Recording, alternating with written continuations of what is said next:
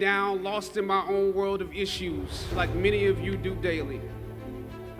I'm almost at the center of the yard. I raised my head and Muhammad Ali was walking towards me.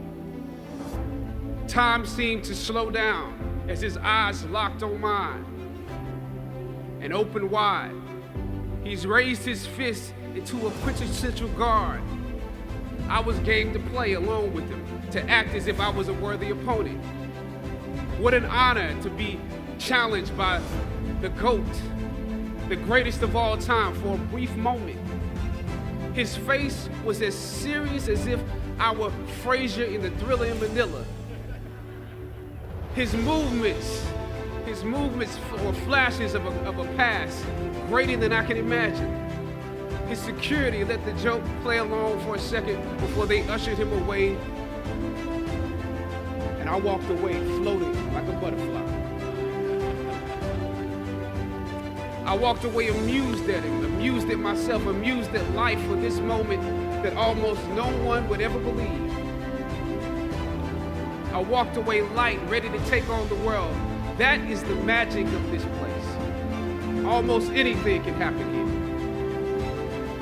Sometimes you need to get knocked down before you can really figure out what your fight is and how you need to fight it. First, giving honor to the Creator, my ancestors on whose shoulders I stand. It is a great privilege to address you on your day, a day marking one of the most important accomplishments of your life to date. This is a magical place, a place where the dynamics of positive and negative seem to exist in extremes. Great struggle is required to achieve degrees of enlightenment. Each of you had your own unique difficulties with the hill. Even though you made it up the hill, you carried the baggage of rejection with you, but you're here. Or some of you went through something traumatic. You made it to the top of the hill, but not without scars and bruises. When completing a long climb, one first experiences dizziness, disorientation, and shortness of breath due to the high altitude. But once you become accustomed to the climb, your mind opens up to the tranquility of the triumph. Oftentimes, the mind is flooded with realizations that were for some reason harder to come to when you were at a lower elevation.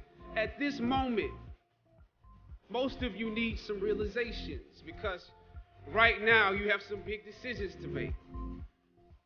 Right now, I urge you, in your breath, in your eyes, in your consciousness, invest in the importance of this moment and cherish it.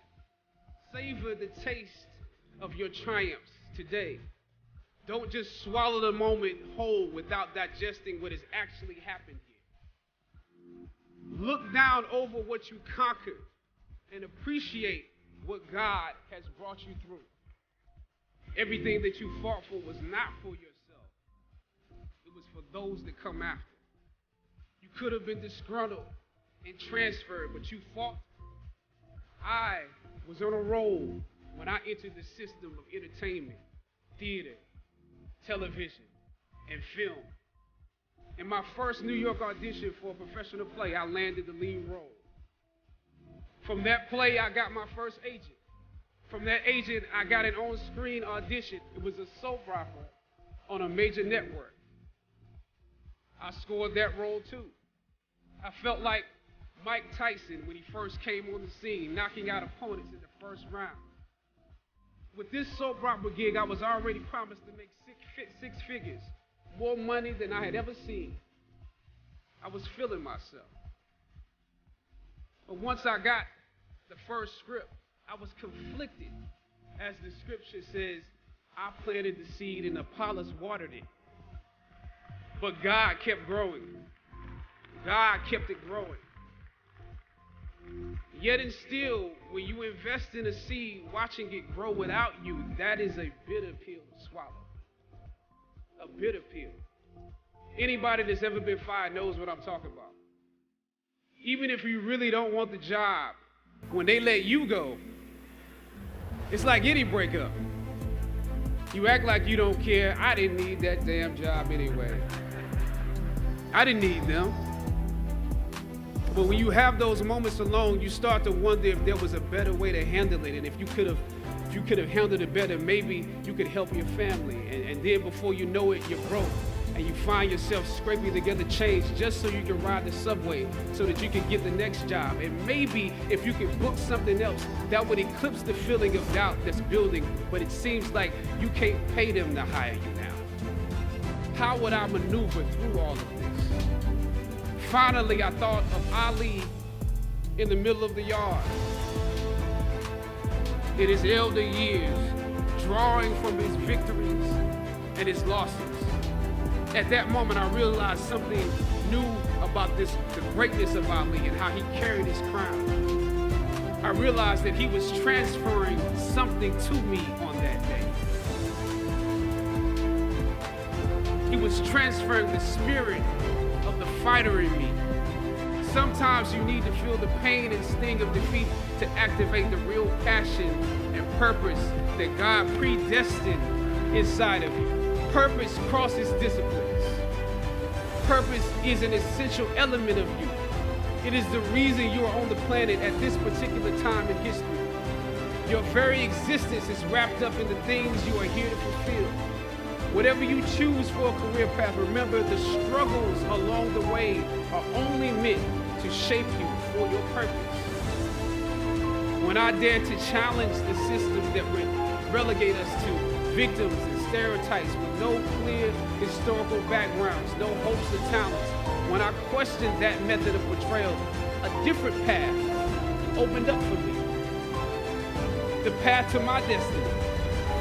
When God has something for you, it doesn't matter who stands against it. God will move someone that's holding you back away from a door and put someone there who will open it for you.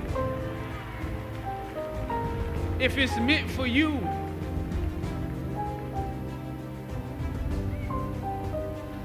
I don't know what your future is, but if you're willing to take the harder way, the more complicated one, the one with more failures at first than successes, the one that has ultimately proven to have more meaning, more victory, more glory, then you will not regret it.